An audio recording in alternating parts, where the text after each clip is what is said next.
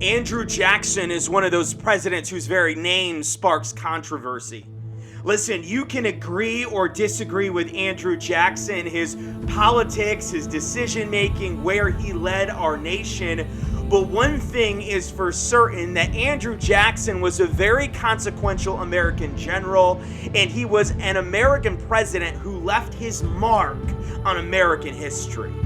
I heard about an interview that was conducted with people who grew up with Andrew Jackson, and these people were asked about what made him so successful. What are some traits that dated all the way back to his childhood that could be identified as reasons for Andrew Jackson's success? And all of the different people, the plethora of people who were interviewed, all of them racked their mind and tried to think through all the traits of Andrew Jackson. They thought about, was he a really good-looking guy? And then they said, he wasn't all that good-looking. And they tried to think about, was he really fast? And they said, he wasn't really all that fast. And was he smart? Was he quick-witted and sharp? And they said, he really wasn't a smart guy.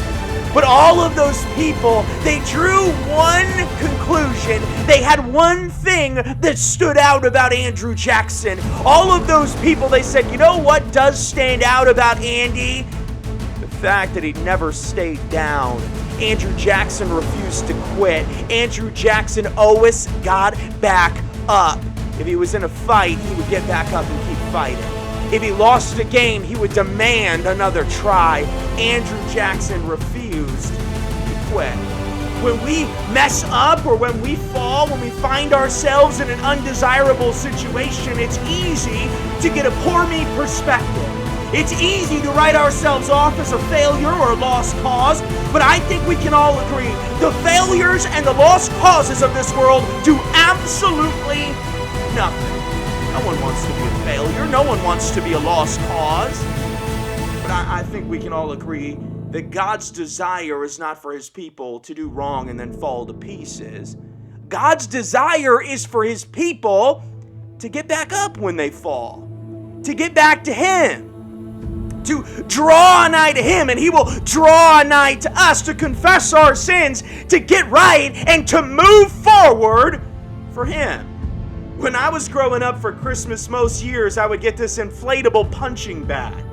And this inflatable punching bag usually had a superhero or a professional wrestler on it. The bottom of the punching bag was filled full of sand, and you had to blow this punching bag up yourself.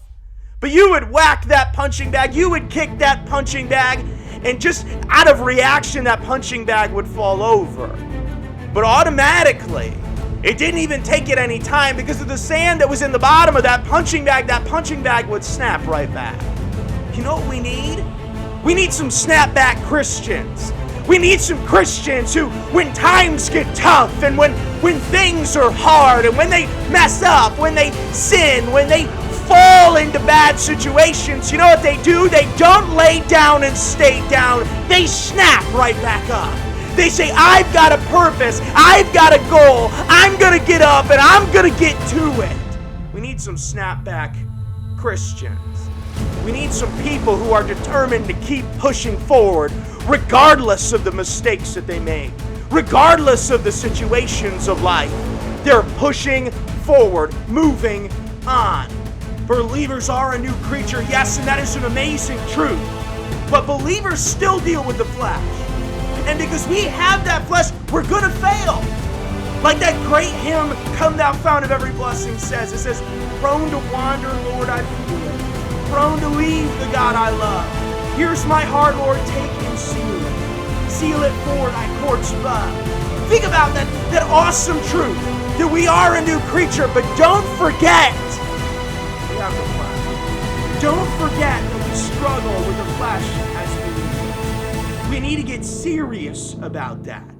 We live in a fallen world, and we're going to experience difficult situations because of that fact. We're going to have unfulfilled expectations in life. We're going to find ourselves in undesirable situations. Don't think you can avoid those things. You cannot. But refuse to stay down. Refuse to be a victim. Refuse to let a circumstance define you and be the end of your story. Be a snapback Christian. Be someone who refuses to stay down, someone who is always getting back up and pushing forward. I want to challenge you today. Determine today to snap back, regardless of the situation, regardless of the trouble, regardless of the struggle or the trial. Snap back and get moving forward.